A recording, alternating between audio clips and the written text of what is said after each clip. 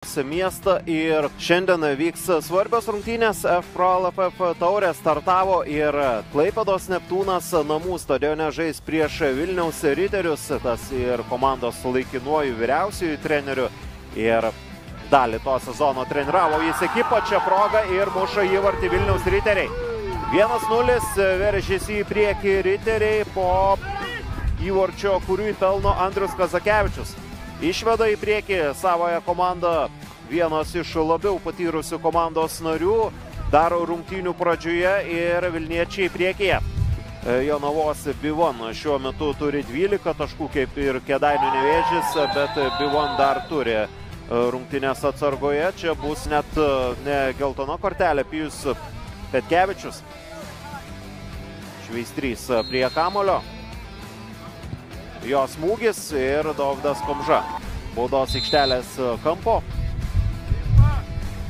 Smūgis į vartus Armantas Vitkauskas.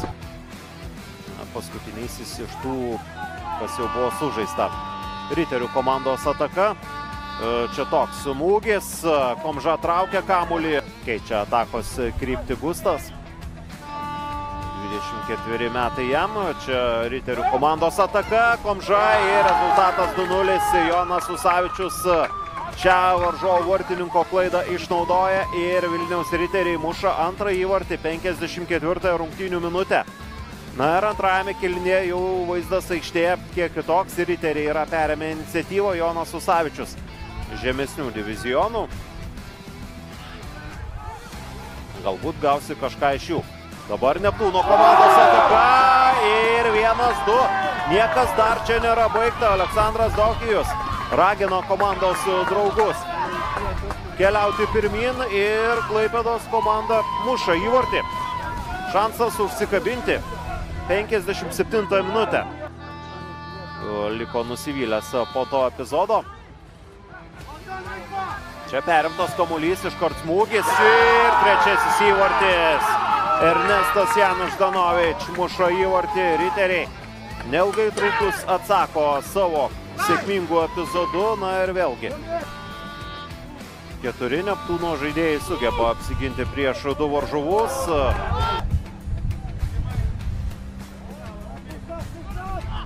Čia Neptūno ataka, Jurgelevičius, jo perdavimas. Svečiai, jų perėjimas į ataką. Ir čia panašu bus pirmoji geltona kortelė antrajame kėlinyje. Ir tai yra antra geltona kortelė, Hamedas Diawara. Ir, na, vėlgi, emocijos dabar jau galbūt kiek ir per didelės. Darius Jurgelevičius. O čia ir raudona kortelė, na, Valdas Trakys ten pagal idėją turėtų būti šalinamas. Utenos Utena prieš Klaipėdos futbolo mokyklą ir trivartis prieš Ukmergę.